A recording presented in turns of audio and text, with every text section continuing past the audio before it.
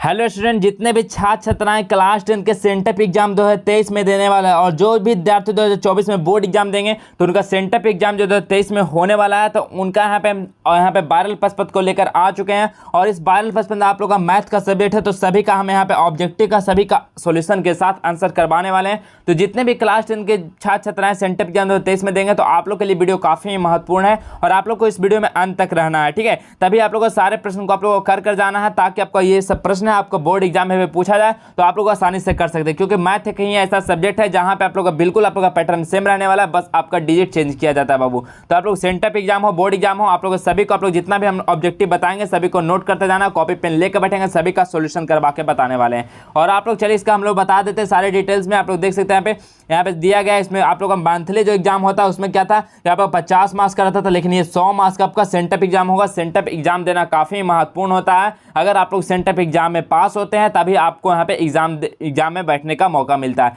नहीं तो आपको एग्जाम से बाहर कर दिया जाएगा। आपको एग्जाम बोर्ड एग्जाम नहीं दे पाएंगे अगर आप लोग सेंटअप एग्जाम में फेल हो जाते हैं तो, ठीक है। तो इसलिए काफी आप लोग का इंपॉर्टेंट है एग्जाम देना। तो चलिए हम बात करते हैं। तो आप देख सकते हैं आप लोग 100 ऑब्जेक्टिव देखने को मिलेगा, 30 सब्जेक्टिव और 8 लॉन्ग क्वेश्चन, ठीक है। तो 100 ऑब्जेक्टिव में से आप लोग का 50 ऑब्जेक्टिव बनाना है। जैसे कि आप लोग मंथली एग्जाम में क्या था कि 30 में से 25 बनाना था, लेकिन इसमें आपको 100 में से 50 बनाना। इससे आप लोगों को पता चलता है कि सेंटअप का क्वेश्चन से पता चलता है कि आपका बोर्ड एग्जाम में आपका भी 100 क्वेश्चन रहने वाला, 100 में से आप लोग को मात्र 50 ही बनाना है, ठीक है। तो आप लोग को बिल्कुल भी घबराना नहीं है, आपके साथ है ये चैनल। तो आप लोग इस चैनल को सब्सक्राइब करके रखेंगे, बेल आइकन को प्रेस कर लेंगे और साथ ही साथ आपको बताएंगे कि इसका जो ओरिजिनल प्रश्न पत्र है और आंसर की है और इसका जो सब्जेक्टिव का आंसर की आपको कहां से डाउनलोड करना है, कैसे आप लोग को मिलेगा, ठीक है। तो सारी चीज बताएंगे, तो आप लोग वीडियो में बस ध्यानपूर्वक आप लोग को अंत तक बने रहना है। तो चलिए हम लोग चलते हैं अब सीधा ऑब्जेक्टिव प्रश्न को। तो आप लोग देख सकते हैं खंड आ में ऑब्जेक्टिव प्रश्न दिया गया, जिसमें से बोला गया कि 1 से 100 तक के प्रश्न का चार विकल्प दिए गए हैं, जिनमें से किसी एक सही है।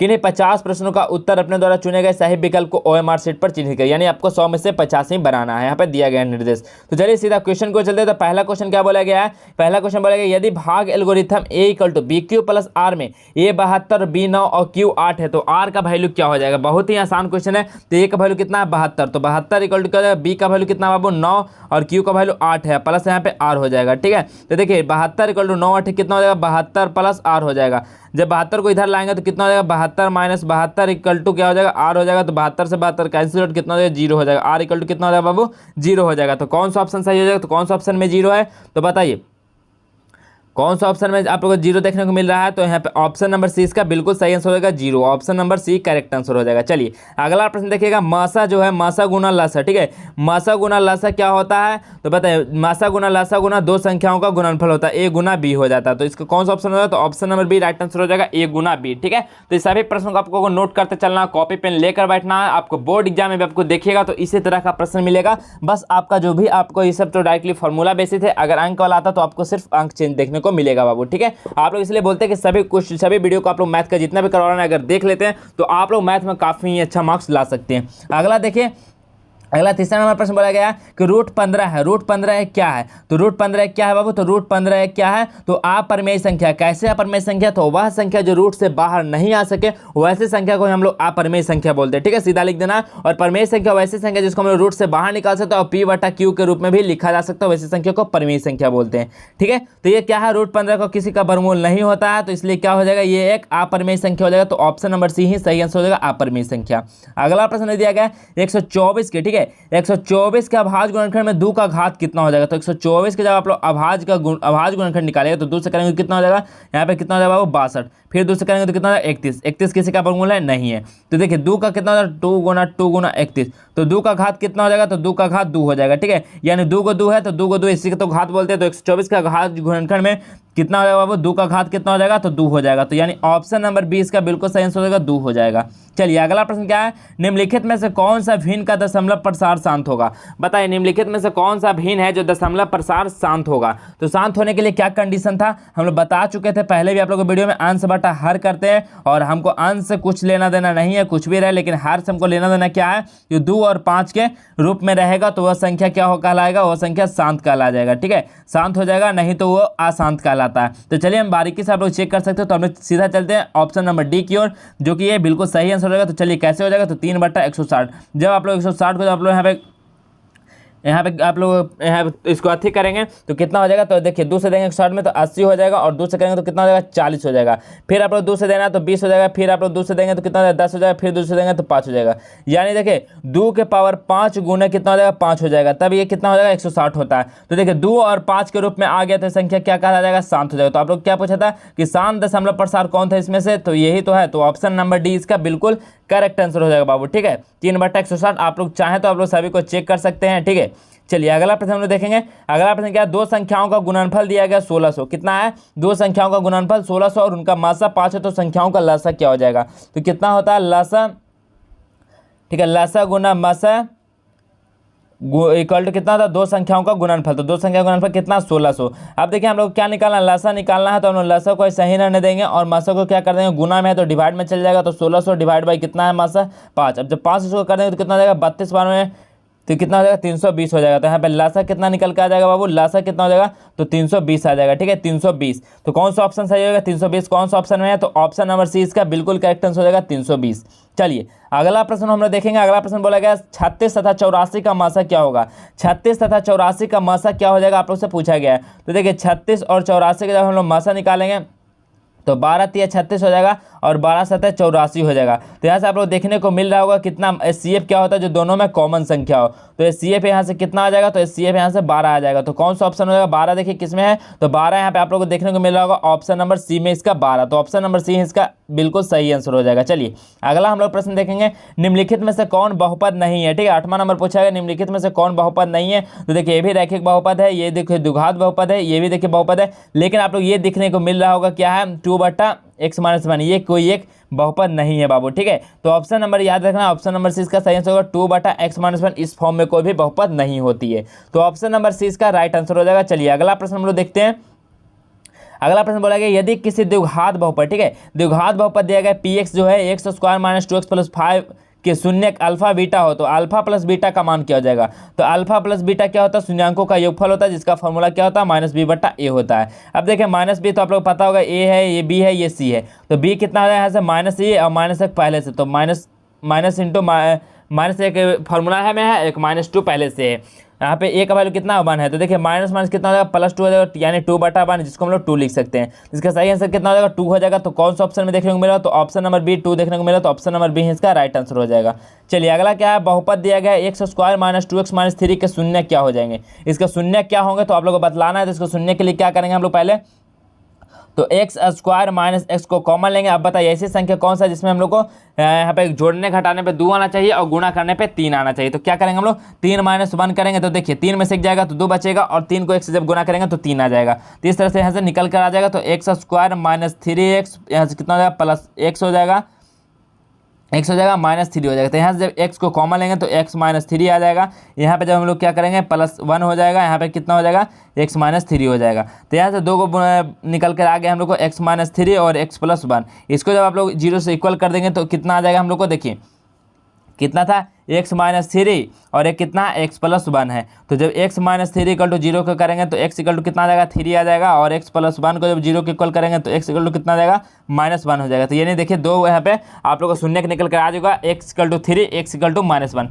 तो 3 और -1 कौन सा ऑप्शन देखने को मिलेगा, तो ऑप्शन नंबर सी इसका देखने को मिला। तो ऑप्शन नंबर सी इसका राइट आंसर हो जाएगा x = 3, -1। चलिए अगला प्रश्न हम लोग देखते हैं। अगला प्रश्न बोला गया यदि अल्फा बीटा द्विघात बहुपद है ax + bx + c x² के शून्य हो, तो अल्फा और बीटा का मान क्या होगा। तो अल्फा प्लस बीटा भी बताएं क्या होता है -b/a होता है, लेकिन यहाँ पे आप लोग ये गलती नहीं करना, आपको यहाँ पे पहले इसको अरेंज करना है। तो क्या है यहाँ पे cx² + bx प्लस क्या हो जाएगा बाबू a हो जाएगा। तो देखिए यहाँ पे b की जगह b तो है, तो ठीक है, तो ऊपर तो -b हो जाएगा, और a की जगह क्या है, तो a की जगह c है, तो यानी -b/c हो जाएगा। ठीक है, याद रखिएगा -b/c हो जाएगा।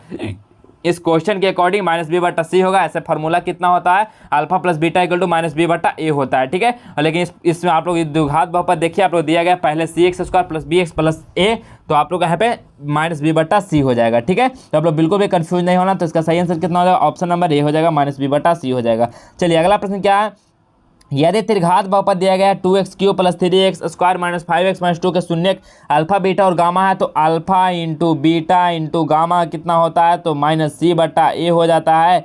तो तो यहाँ से कितना हो जाएगा -2 और माइनस माइनस कितना हो जाएगा +2 हो जाएगा और एक का वैल्यू 2, 2 से 2 कैंसिल आउट, कितना हो जाएगा 1 हो जाएगा। इसका सही आंसर कितना हो जाएगा बाबू, तो 1 हो जाएगा। तो ऑप्शन नंबर बी इसका बिल्कुल करेक्ट आंसर हो जाएगा। चलिए अगला प्रश्न क्या है, अगला प्रश्न दिया गया यदि px = qx × gx है तो px का घात 4 और gx का घात 2 है तो px बटा gx का घात निकालना है। तो px और gx का घात कितना हो जाएगा, तो px का हम लोग 4 है और gx का कितना है 2 है, इक्वल टू यहाँ से qx हम लोग लिख सकते हैं इसको। तो देखिए 2 दूनी 4 तो कितना हो जाएगा, qx का घात हम लोग कितना आ जाएगा 2 आ जाएगा। तो 2 कौन सा ऑप्शन में देखने को मिला, तो 2 देख सकते हैं आप लोग, ऑप्शन नंबर एक इसका बिल्कुल सही आंसर हो जाएगा। चलिए अगला प्रश्न क्या है, यदि एक Q1, ठीक है, Q1 धनात्मक पूर्णांक है तो धनात्मक विषम पूर्णांक का रूप क्या हो जाएगा। ठीक है, Q1 धनात्मक पूर्णांक है, ठीक है, धनात्मक पूर्णांक है तो ये देख सकते हैं। और इसमें विषम पूर्णांक का रूप होने के लिए क्या कंडीशन होगा, धनात्मक विषम पूर्णांक। तो देखिए 2 क्या है पूर्णांक, यहाँ पे परमेश्वर यहाँ पे क्या है सम संख्या है, 4 भी सम संख्या है। तो यहाँ पे 3 यहाँ पे बिल्कुल सही है, 3 एक क्या है विषम संख्या, तो 6q + 3 लगा देंगे तो ये धनात्मक विषम पूर्णांक का रूप बन जाएगा। तो ऑप्शन नंबर बी इसका बिल्कुल राइट आंसर हो जाएगा। चलिए अगला प्रश्न बोला गया कि बहुपद कितना है, बहुपद दिया गया 3x³ - 5x² - 11x - 3 का घात कितना हो जाएगा। तो देख सकते हैं कितना है, तो ये त्रिघातीय समीकरण है, त्रिघातीय बहुपद है। तो यहाँ पे 3 हो जाएगा, इसका घात कैसे होगा 3, तो देखिए x के पावर से मैक्सिमम कितना 3 है तो इसलिए 3 हो जाएगा। तो ऑप्शन नंबर बी इसका करेक्ट आंसर हो जाएगा। अगला है किसी द्विघात बहुपद के शून्य की यदि 1 एवं 1 है तो द्विघात बहुपद क्या हो जाएगा। तो इस कंडीशन में एक फार्मूला आप लोगों को बताए थे पहले कि x² - अल्फा + बीटा, ठीक है, अल्फा + बीटा x और प्लस क्या होता है अल्फा × बीटा होता है। तो देख सकते हैं आप लोग x² अल्फा + बीटा दोनों को जोड़ेंगे कितना हो जाएगा 2x हो जाएगा और प्लस 1 गुना 1 करेंगे तो 1 हो जाएगा, यानी ये एक क्वेश्चन बन जाएगा x² - 2x + 1 हो जाएगा। तो देख सकते हैं आप लोग ऑप्शन नंबर 1 इसका ही सही हो जाएगा, कितना हो जाएगा x² - 2x + 1। देखिए आप लोगों को यहाँ से आ चुका है, तो ऑप्शन नंबर 1 इसका करेक्ट आंसर हो जाएगा। अगला क्या है, निम्नलिखित में से कौन यौगिक संख्या है, बताइए निम्नलिखित में से कौन यौगिक संख्या। तो यौगिक संख्या क्या होती है, एक धनात्मक संख्या होती है और इसमें से अगर दो यहाँ पे समधनात्मक संख्या से मिलकर जो बनता है उसे हम लोग यौगिक बोलते हैं। तो देखिए 13 क्या है, तो ये इसको क्या लिख सकते हैं 1 × 13, तो ये भी नहीं हो सकता है। 17 क्या है, तो इसको क्या लिख सकते हैं 17 × 1, तो ये भी 17 बन जाएगा। इसको देखिए 23 × 1 और किसी संख्या से नहीं कर सकते तो ये भी 1 हो जाएगा। लेकिन 32 को जब आप लोग करेंगे तो कितना हो जाएगा, देखिए कितना 4 × 16 दूने 32, इस तरह से हम लोग लिख सकते हैं इसको, ये ठीक है। तो इस तरह आप लोग क्या हो जाएगा, इसका ऑप्शन नंबर सी इसका बिल्कुल करेक्ट आंसर हो जाएगा। ठीक है, चलिए अगला प्रश्न क्या है, निम्नलिखित में से कौन सा युग्म सह अभाज्य है। सह अभाज्य युग्म कौन सा है, जिसमें से क्या होना चाहिए कि दोनों का अगर हम लोग HCF निकालेंगे तो इसका कोई भी आप लोग को इसका जो है CF1 आना चाहिए, तो वह सहअभाज्य कहलाता है। तो देख सकते हैं आप लोग निकालेंगे 14 35 को, ठीक है, 14 35 को जब आप लोग निकालेंगे कितना हो जाएगा 7 दूनी 14 और 7 5 35, देखिए 7 आ जाएगा। तो ये क्या है, इसका CF1 नहीं है तो ये नहीं होगा सहयुग्माभाज्य, तो ये गलत हो जाएगा। ठीक है, अगला देखेंगे ऑप्शन नंबर बी को देखते हैं 18 और 25। तो 18 और 25 को निकालेंगे कितना हो जाएगा 6 या 18 और इसको जब निकालेंगे तो 5 25 हो जाएगा। तो देखिए इसमें से कुछ नहीं निकला तो एक तो इसमें सब में रहता तो एक इसका CF हो जाएगा। ठीक है, CF 1 हो जाएगा। तो यही संख्या क्या हो जाएगा, यही संख्या को हम लोग क्या बोलेंगे सहअभाज्य संख्या बोलेंगे। तो ऑप्शन नंबर बी इसका बिल्कुल करेक्ट आंसर हो जाएगा, 18 और 25 हो जाएगा। चलिए अगला प्रश्न क्या है, यदि बहुपद दिया गया 3x² + 8x + k के एक शून्य दूसरे के व्युत्क्रम हो तो k का मान क्या हो जाएगा। दूसरे के व्युत्क्रम यानी k इंटू क्या हो जाएगा 1/k हो जाएगा। ठीक है, यानी हम लोग बोल सकते हैं अल्फा जो है वो कितना है, तो अल्फा जो है वो k है, तो अब बीटा क्या है 1/k हो जाएगा, एक दूसरे के व्युत्क्रम है। तो अल्फा इंटू बीटा हम लोग यहाँ पे डायरेक्टली लगा दिए तो k इंटू 1/k हो जाएगा। ठीक है, आप लोग समझ गए होंगे, तो 1/k यहाँ पे लिख दिए। इसका इक्वल टू क्या होता है, तो alpha into beta equal to क्या होता है C/A हो जाता है। ठीक है, तो C का वैल्यू यहाँ से कितना है, तो C का वैल्यू आप लोग देखेंगे तो k है और a का वैल्यू कितना है 3 है। तो देखिए k से k कैंसिल आउट तो 1 = k/3 हो जाएगा। उसको क्रॉस मल्टीप्लाई कराएंगे तो k = कितना आ जाएगा, k = 3 हम लोग को देखने को मिलेगा। तो कौन सा ऑप्शन 3 है, तो ऑप्शन नंबर 1 ही इसका होना है, इसका बिल्कुल सही आंसर हो जाएगा 3। ठीक है, चलिए अगला प्रश्न हम लोग देखेंगे, यदि दिया गया है a1/a2 = b1/b2 = c1/c2 तो क्या कंडीशन सेटिस्फाई करता है। तो ठीक है, तो बताइए क्या होता है, अगर तीनों जो है a1/a2 = b1/b2 = c1/c2 रहता है तो क्या कहलाता है बाबू, तो वो अनंत हल हो जाता है। ठीक है, याद रखिएगा वो क्या होता है, अनंत हल होता है। अगर यहाँ पे a1/a2 not equal to b1/b2 देखने को मिलेगा तो ये क्या रहेगा, तो ये आपका अद्वितीय हल रहेगा। ठीक है, याद रखना। ठीक है, और अगर तीनों रहेगा इस तरह से c1/c2 तो ये क्या होता है, कोई हल नहीं होगा। ठीक है, ये कंडीशन तीनों को याद रखना आप लोग को। चलिए अगला प्रश्न हम लोग चलते हैं, समीकरण दिया गया x + y = 8 के वास्तविक संख्याओं के समूह में कितने हल होंगे। ठीक है, समीकरण x + 8 = x + y = 8 के वास्तविक संख्याओं के समूह में कितने हल होंगे बाबू, तो कितने हल होंगे, तो अनगिनत हल हो जाएंगे। ऑप्शन नंबर बी इसका करेक्ट आंसर हो जाएगा अनगिनत हल। अगला दिया गया है यदि 29x प्लस 37y=3 एवं 37x प्लस 29y=95 है, तब बताइए इसमें से x और y का वैल्यू क्या हो जाएगा। ठीक है, तो आप लोग देखिए इस तरह से आप लोग जब इक्वल करके उसको कर सकते हैं, समीकरण जोड़ घटा के निकालिएगा तो आपके लिए काफ़ी ही ये मुश्किल क्वेश्चन बन जाएगा। तो सबसे आसान तरीका हम बताते हैं कि आप लोग इस तरह का जहाँ भी प्रश्न देखने को मिलेगा तो आप लोग को सीधा ऑप्शन से ही चेक करना होगा। तो चलिए हम पहला ऑप्शन से चेक करते हैं। तो पहला ऑप्शन क्या है, x = 1 y = 2। तो चलिए हम रख कर देखते हैं। तो 29 गुना x की जगह 1 रखते हैं प्लस 37 गुना 2 रखते हैं इक्वल टू 103 आना चाहिए।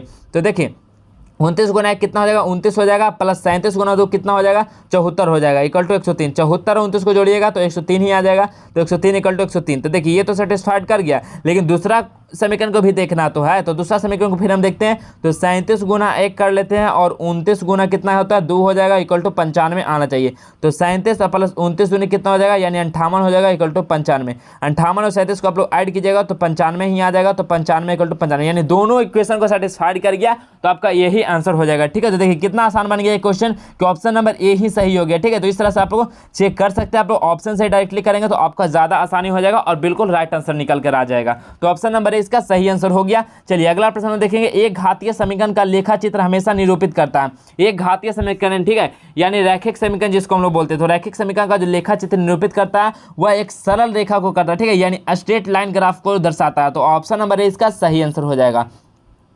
अगला प्रश्न है k के किस मान के लिए समीकरण निकाय जो है वो kx - y = 2 और 6x - 2y = 3 का अद्वितीय हल है। तो अद्वितीय हल के लिए अभी हम लोग क्या कंडीशन पर है, a1/a2 नॉट इक्वल टू क्या होता है, b1/b2 के। चलिए हम इसी पे हम लोग रख देते हैं। a1 कितना है तो यहाँ से k है और a2 कितना है तो 6 है बाबू, और नॉट इक्वल टू b1 कितना है तो b1 यहाँ से देखेंगे तो -1 है और b2 -2 है। तो minus minus cancel out, cross multiply कर लेंगे तो यहाँ से k बटा कितना हो जाएगा, k इक्वल टू कितना हो जाएगा, k नॉट इक्वल टू कितना हो जाएगा, 6/2 हो जाएगा। 2 से देखिए 3 कट गया तो k नॉट इक्वल टू 3 हो जाएगा। k नॉट इक्वल टू 3 कौन सा ऑप्शन है, तो ऑप्शन नंबर आपका डी बिल्कुल यहाँ पे राइट आंसर हो जाएगा, k नॉट इक्वल टू 3। ठीक है, तो इस तरह से आप सभी प्रश्न को आंसर कर सकते हैं और सभी से उम्मीद यही है हमको कि आप लोग कॉपी पेन लेकर बैठे होंगे और सभी प्रश्न को आप लोग नोट कर रहे होंगे। ठीक है, क्योंकि इसी तरह का प्रश्न आपका सेंटर एग्जाम, बोर्ड एग्जाम में भी आपको घुरा फिरा कर दे दिया जाता है। बस आपका अंक यहाँ पे जो भी है ना, अंक आपका चेंज मिला गया, लेकिन आपका जो पैटर्न है ना, आप प्रीवियस ईयर को देख सकते हैं। आप लोग बिल्कुल इसी तरह से आपको पूछा जा सकता है। ठीक है, चलिए अगला प्रश्न क्या है, यदि दो चर, ठीक है, क्या बोला गया कि दो चर में दो रैखिक समीकरणों का हल एक समांतर रेखा हो। ठीक है, यानी दोनों रैखिक समीकरण क्या है, एक समांतर रेखा में हो तो हलों की संख्या क्या हो जाएगी। ठीक है, तो इसका हल क्या हो जाएगा, दोनों अगर समांतर रेखा में होगा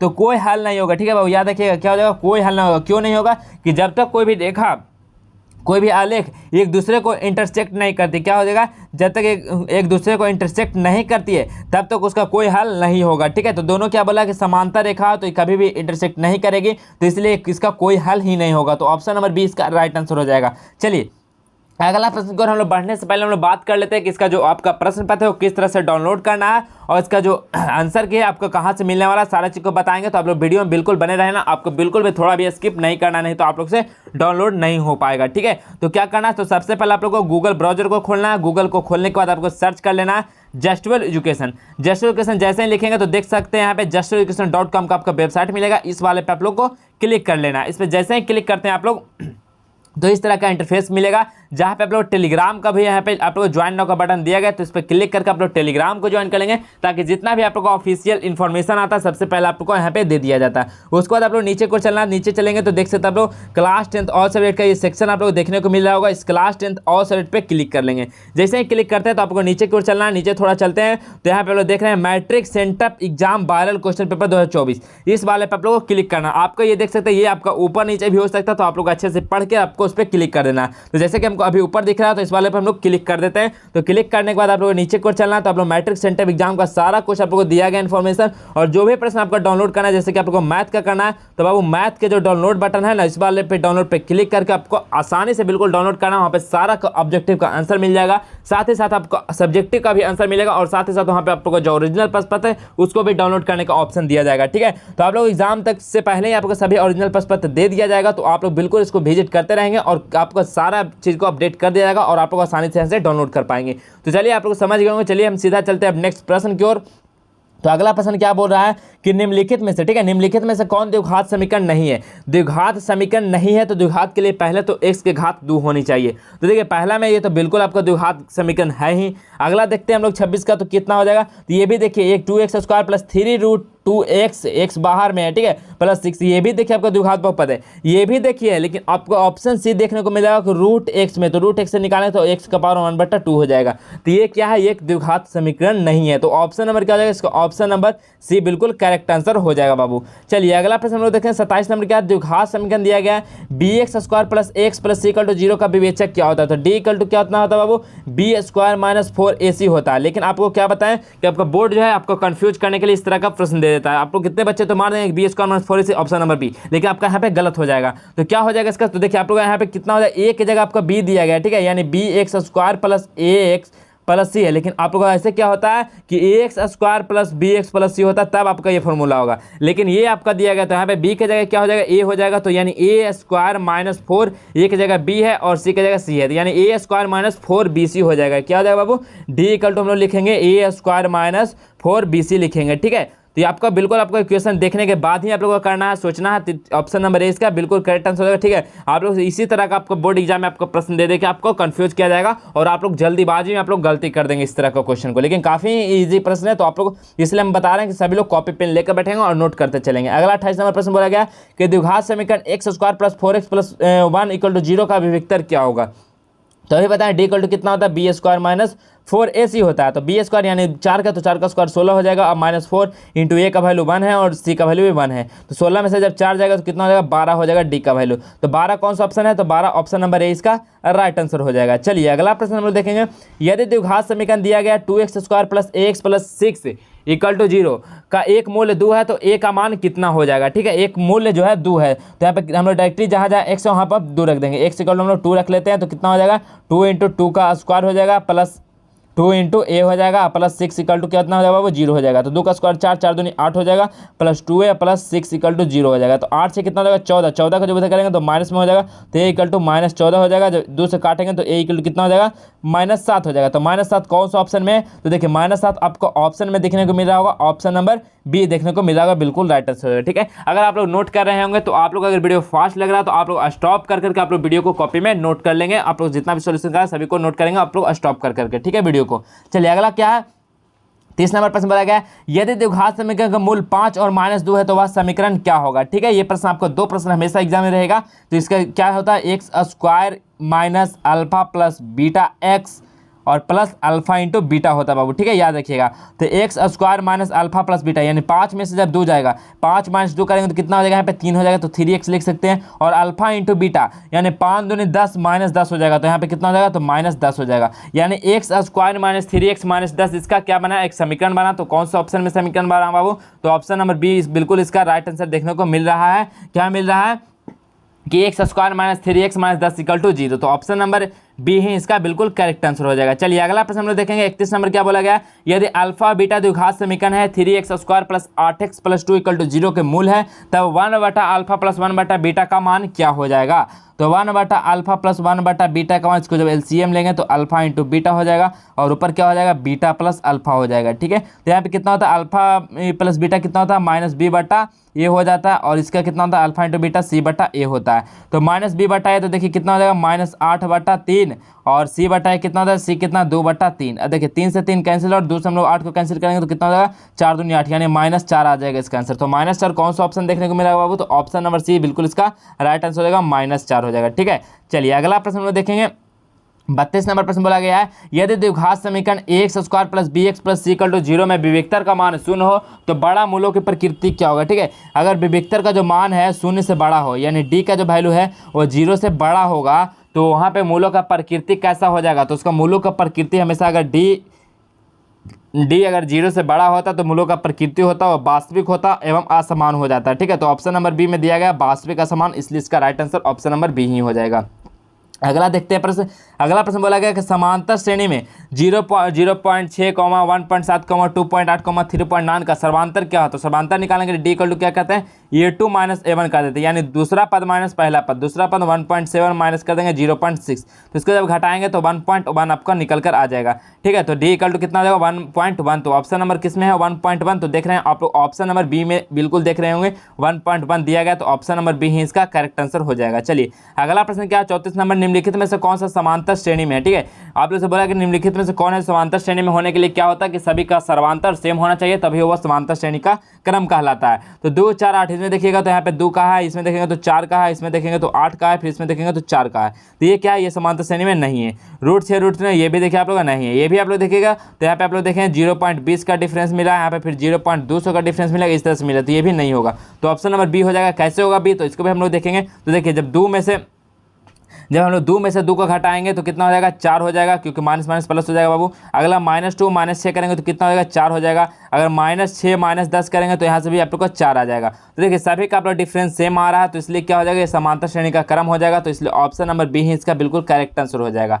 चलिए अगला प्रश्न हम देखेंगे, यदि दिया गया है 4/5, 1, 2 के किसी सर्वांतर श्रेणी के 3 क्रमागत पद हैं तो ए का मान निकालना है। तो ए का मान निकालने के क्या करते हैं, दूसरी संख्या माइनस पहली संख्या, तो दूसरी संख्या 2a माइनस ए कर देते हैं, और इसमें क्या करते हैं a माइनस 4/5 कर देते हैं। तो देखिए इसको हम लोग जब इधर करेंगे, इसको इधर करेंगे तो कितना हो जाएगा 2 + 4/5 हो जाएगा इधर, और उधर कर लेंगे तो हम लोग कितना हो जाएगा यहाँ बाबू, तो 2a हो जाएगा। ठीक है, क्योंकि माइनस माइनस माइनस इधर जाएगा तो प्लस हो जाएगा। तो यहाँ से एलसीएम लेंगे तो कितना हो जाएगा 5 दूनी 10 4 14/5 हो जाएगा, और इधर कितना हो जाएगा 2a हो जाएगा। ठीक है, तो चलिए हम अगला पेज में कर देते हैं 14/5 = 2a। ठीक है, कितना हो जाएगा 14/5 = 2a हो जाएगा। जब 2 इसे गुना में है तो इधर भागा में हो जाएगा, तो 14/5 गुना 2 = a, तो 2 से देखिए 7 कट जाएगा, तो यानी 7/5 a का वैल्यू आ जाएगा कितना 7/5। 7/5 कौन सा ऑप्शन में है, तो 7/5 आप लोग देख रहे हैं ऑप्शन नंबर 1 ही में दिया गया 7/5, तो ऑप्शन नंबर 1 ही इसका करेक्ट आंसर ही हो जाएगा। चलिए अगला प्रश्न हम लोग बढ़ेंगे। अगला प्रश्न क्या बोला जा रहा है,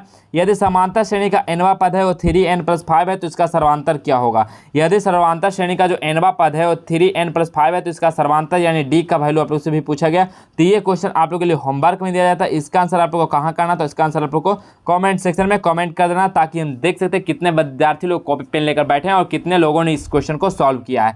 तो ऑप्शन नंबर इसका आप लोग को बताना है 36 का कि कौन सा ऑप्शन सही होगा। चलिए हम लोग अगला प्रश्न देखते हैं। अगला प्रश्न क्या, समांतर श्रेणी दिया गया 5 7 9 11 का कौन सा पद 29 होगा। तो कौन सा पद 29 होगा, तो 29 = क्या हो जाएगा a + n-1 × d हो जाएगा। n-1 × d हम लोग लगाएंगे, तो 29 a का वैल्यू यहाँ पे दिया गया है 5 है, और प्लस n का वैल्यू हम लोग निकालना है, और d का वैल्यू कितना, तो देखिए 7 में से 5 जाएगा तो 2 हो जाएगा। तो यहाँ से कितना 29 में से जब 5 जाएगा तो इधर हम लोग 24 लिख देता है डायरेक्टली। इतने कितना था 2n - 2 हो जाएगा, 2 इधर जाएगा तो कितना हो जाएगा प्लस हो जाएगा, तो 26 = 2n हो जाएगा।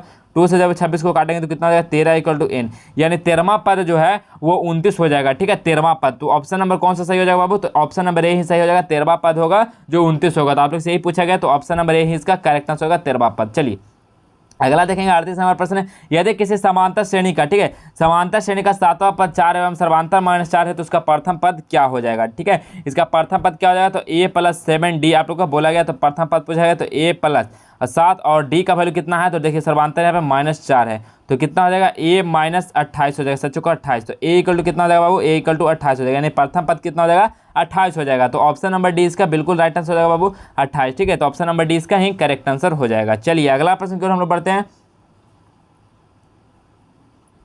तो अगला प्रश्न 39 नंबर प्रश्न बोला गया है, यदि किसी, ठीक है, यदि किसी समांतर श्रेणी में a 18 - a 14 = 32 है तो उस समांतर श्रेणी का सर्वांतर क्या होगा। ठीक है, उस समांतर श्रेणी का सर्वांतर क्या होगा। तो ये भी क्वेश्चन आप लोग के लिए होमवर्क के लिए दिया जाता है। तो ये 2 क्वेश्चन आप लोग को कमेंट सेक्शन में जरूर आप लोग को कमेंट कर देना कि इसका आंसर सही आंसर क्या होगा बाबू। ठीक है, आप लोग का एक होमवर्क नंबर 36 रहा और एक कितना 39 नंबर प्रश्न, यानी 2 क्वेश्चन आप लोग को सॉल्व करना होगा। चलिए अगला प्रश्न हम लोग सीधा पढ़ते हैं। अगला प्रश्न दिया गया 1 + 2 + 3 + n ... n तक होगा संख्या, तो इसका फॉर्मूला निकालने के लिए क्या होता है, n × n + 1/2 होता है। ठीक है, डायरेक्टली आप लोग से एग्जाम में पूछ लिया जा सकता है। तो n × n + 1/2 होता है, तो कौन सा ऑप्शन है, तो ऑप्शन नंबर बी में देखने को मिला होगा n × n + 1/2 हो जाएगा इसका सही आंसर। अगला प्रश्न है, प्रथम 10 विषम प्रकृत संख्याओं का योगफल क्या होगा। प्रथम 10 विषम प्रकृत संख्याओं का योगफल कितना होता है, तो देखिए विषम प्रकृत संख्या कितना होता है 1 3 5, ये सब आप लोग 10 को जब जोड़ेंगे तभी भी आप लोग उतना ही आंसर आएगा। तो डायरेक्टली एक फॉर्मूला क्या होता है कि n स्क्वायर कर देना। ठीक है, तो n कितना है, यानी 10 का जब स्क्वायर करेंगे तो कितना हो जाएगा, यहाँ पे 100 हो जाएगा, यानी 100 हो जाएगा इसका। अगर 10 प्रथम प्रथम 10 विषम प्रकृत संख्याओं को जब आप लोग जोड़ेंगे तो यहाँ पे 100 हो जाएगा। तो क्या हो जाएगा इसका ऑप्शन नंबर बी बिल्कुल सही आंसर होगा, 100 हो जाएगा। चलिए अगला प्रश्न क्या है, 22 से बिंदु ये जो है 7,8 की दूरी कितना होता है। 22 से देखना है तो हम लोग एक्स एच को देखेंगे, अगर एक्स एच को बोला जाता है तो 22 को देखना है। इसको आप लोगों को बिल्कुल ध्यान में रखना है कि दोनों को अपोजिट लेकर चलना है। एक्स क्या है, 7 क्या है, एक एक्स है, और बाई 8 है। तो 22 से, ठीक है, 22 से बिंदु की दूरी कितना हो जाएगा, 22 से बिंदु की दूरी कितना होगा बाबू। तो यहाँ पे याद रखना कितना हो जाएगा, एक्स वालों को लेंगे तो 7 हो जाएगा, ठीक है, 7 इकाई हो जाएगा। ठीक है, आप लोग देख सकते हो यहाँ से कि ए 22 से बिंदु की दूरी, 22 से जो बिंदु की दूरी होगी कितना होगा, तो ये 7 ही ना होगा। ठीक है,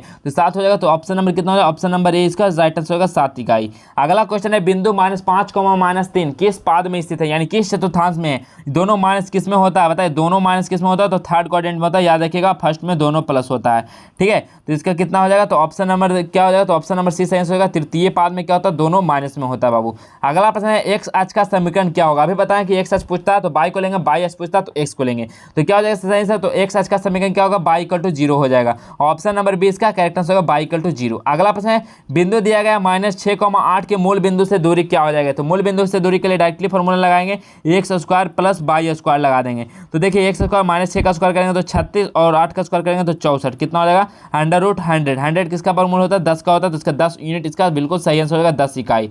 तो कौन सा ऑप्शन हो जाएगा, 10 इकाई। तो ऑप्शन नंबर डी हो जाएगा 10 इकाई, बिल्कुल इसका करेक्ट आंसर हो जाएगा। चलिए हम लोग अगला प्रश्न की ओर बढ़ते हैं। तो अगला प्रश्न दिया गया, बिंदु दिया गया 7,13 एवं बिंदु जो है 10,9 के बीच की दूरी निकालना है। तो बीच की दूरी के लिए क्या फॉर्मूला था, x2 - x1 के होल स्क्वायर प्लस क्या होता है y2 - y1 के होल स्क्वायर। आप लोग देखिए, आप लोग पहले x1 - x2 भी कर सकते हैं, क्योंकि आप लोग यहाँ पे अगर माइनस में भी रहता है तो स्क्वायर करेंगे तो माइनस के स्क्वायर करने पे वो प्लस हो जाता है। तो आप लोग कुछ भी कर सकते हैं, आप लोग बिल्कुल कंफ्यूज नहीं होना है। तो x2 देखें 10 में से जब 7 जाएगा तो 3 बचेगा, तो 3 का स्क्वायर कितना हो जाएगा, 9 हो जाएगा बाबू। और इसी प्रकार आप लोग देखेंगे तो y2 9 में से जब 13 जाएगा तो -4 होगा, और -4 का स्क्वायर कर देंगे तो 16 हो जाएगा। तो कितना हो जाएगा, अंडर रूट कितना हो जाएगा, 25 हो जाएगा। 25 किसका वर्गमूल है, 5 का वर्गमूल है। तो 5 इसका भी सही आंसर हो जाएगा। तो 5 कौन सा ऑप्शन है, तो ऑप्शन नंबर ए इसका 5 यूनिट बिल्कुल सही आंसर होगा, 5 इकाई। अगला हम लोग देखेंगे क्या है कि बिंदु दिया गया है -5,4 एवं बी बिंदु दिया गया 7,-8 को जोड़ने वाले रेखाखंड के मध्य बिंदु का निर्देशांक क्या होगा। ठीक है, जोड़ने वाले मध्य बिंदु का निर्देशांक पूछा गया आप लोग से। तो क्या हो जाएगा, क्या हो जाएगा, x1 + x2/2 लगाएंगे, एक तरफ y1 + y2/2 लगा देंगे। ठीक है, तो x1 + x2 देखिए, जब 7 में से हम लोग यहाँ पे 7 - 5 डायरेक्ट करेंगे तो कितना हो जाएगा, 2/2 हो जाएगा। यहाँ से हम लोग को 1 हो जाएगा। अगला इधर करेंगे y1 + y2, यानी कि -8 + 4 कर लेंगे हम लोग, तो कितना बच जाएगा वो, -4 हो जाएगा, -4/2 यानी -2 हो जाएगा। यानी कि 2 को निकल कर आ गया, एक और एक -2। तो 1, -2 कौन सा ऑप्शन में है, तो 1, -2 आप लोग देख सकते हो ऑप्शन नंबर बी में है। तो ऑप्शन नंबर 20 का बिल्कुल करेक्ट आंसर हो जाएगा। चलिए अगला प्रश्न की ओर हम लोग चलेंगे। अगला प्रश्न क्या है, 48 नंबर प्रश्न, x = 15 का आलेख कैसी सरल रेखा होगी। देखिए x अगर दिया गया है तो डायरेक्टली हम लोग समझेंगे कि बाई एच के समांतर होगा। ठीक है, याद रखना बाई एच के क्या हो जाएगा, समांतर हो जाएगा बाबू। ठीक है, अगर यहाँ पे अगर रहता गलती से आप लोग बाई = 15 तो हम लोग एक्स एच के समांतर मारते हैं, लेकिन यहाँ पे आप लोग दिया गया x = 15 तो बाई एच की क्या हो जाएगा, समांतर हो जाएगा। आपको इस तरह का क्वेश्चन का आपको ध्यान रखना है बिल्कुल। आप लोग कोई भी आप लोग इस सब आप लोग समझ सकते हैं, एक कंसेप्ट है कि आप लोग x का दिया रहे तो बाई को देखेंगे, बाई दिया रहेगा तो x को देख लेंगे। ठीक है, तो बाई एच के समांतर हो जाएगा। चलिए अगला प्रश्न 49 नंबर है कि बिंदु दिया गया है 4,5 और 7,6 की कोटि कितना होगा। बिंदु 4.5, 7.6 की कोटि क्या हो जाएगा। तो देखिए एक्स वाले को क्या करते हैं हम लोग, भुज बोलते हैं बाबू, और बाई वाला जो होता है इसको ही हम लोग क्या बोलते हैं, कोटि बोल देते हैं। ठीक है, कोटि बोल देते हैं। तो कोटि आप लोग से पूछा गया तो बाई वाला जो होगा उसको कोटि बोलेंगे। तो बाई वाला कितना, 7.6, तो यही कितना होगा कोटि। अगर भुज पूछता है तो 4.5 होता है, लेकिन आपसे कोटि पूछा है तो 7.6 हो जाएगा। तो कौन सा ऑप्शन हो जाएगा, तो ऑप्शन नंबर 20 का सही आंसर हो जाएगा। 7.6 क्या है, एक कोटि है इसका। तो ऑप्शन नंबर 20 राइट आंसर हो जाएगा। अगला देखेंगे 50 नंबर प्रश्न क्या है, त्रिभुज ए ओ बी जिसके शीर्ष कितना है, ए जो है 1,0, ओ है 0,0, बी है जो 0,b का क्षेत्रफल क्या हो जाएगा। ठीक है, इसका क्षेत्रफल क्या होगा, तो क्या होता है 1/2 आधार गुना ऊंचाई होता है। तो 1/2 आधार कितना, ए हो जाएगा इसमें से, इसमें बी हो जाएगा, यानी 1/2 ए गुना बी कितना हो जाएगा, सेंटीमीटर स्क्वायर हो जाएगा। तो ये देखिए कौन सा ऑप्शन में देखने को मिल रहा है, 1/2 ए इंटू बी। तो ऑप्शन नंबर 20 का बिल्कुल 50 का सही आंसर हो जाएगा बाबू। ठीक है, तो देखिए आप लोग 50 एग्जाम में करके आना, और सभी हम 50 12 का आंसर की करवा दिए गए हैं, और आपको हो सकता है कि इसी तरह का प्रश्न आपको बोर्ड एग्जाम में भी आ सकता है। तो आप लोग ये सभी प्रश्नों को बिल्कुल आप लोग जितना भी हम सॉल्यूशन के साथ बताएं आप लोग जरूर हल कर लेंगे। आपको इससे ज़्यादा लेवल का क्वेश्चन नहीं रहता, इसी प्रकार का सारा लेवल रहता है। मैथ में आप लोगों का कभी भी पैटर्न चेंज, कंसेप्ट चेंज नहीं होता, बस आपका अंक चेंज होता है बाबू, ठीक है। ये इस बात को आप लोगों को ठान लेना है, ठीक है। इसी तरह का प्रश्न आपको रहेगा और आप लोग सारे प्रश्नों से सभी स्टूडेंट से यही उम्मीद है कि आप लोग इस तरह का प्रश्न आता है तो सभी स्टूडेंट इस तरह का प्रश्न को जरूर हल कर लेंगे, ठीक है। तो आप लोग अगर वीडियो अच्छा लगा तो वीडियो अपने जितने भी आप लोग क्लास 10 के छात्र छात्राएं हैं सभी लोग के पास आप लोग इस वीडियो को शेयर कर दीजिएगा और आप लोग इस चैनल को सब्सक्राइब करके बेल आइकन को प्रेस करिएगा ताकि आने वाले आपको जो भी एग्जाम है, सेंटअप एग्जाम, आप लोग जितना भी एग्जाम है सभी का आप लोग का ओरिजिनल प्रश्न एग्जाम से पहले इस चैनल पर आपको दे दिया जाता है। तो आप लोग इस चैनल को जरूर सब्सक्राइब कर रखेंगे और सभी मित्रों को जरूर बता देंगे, ठीक है। तो चलिए आज के वीडियो में बस हम इतना रहने देते हैं, मिलेंगे फिर नेक्स्ट वीडियो में, तब तक के लिए जय हिंद।